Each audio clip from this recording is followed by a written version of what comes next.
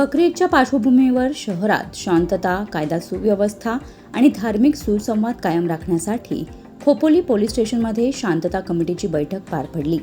Raigad police अधीक्षक आंचल दलाल यांच्या मार्गदर्शनाखाली आयोजित बैठकीस उपविभागीय पोलीस अधिकारी डॉक्टर विशाल नेहुल, पोलीस निरीक्षक सचिन हिरे, उपनगराध्यक्ष विक्रम साबळे, उपमुख्याधिकारी रणजित पवार व पशुवैद्यकीय अधिकारी डॉक्टर नेत्रा अस्वार उपस्थित होते.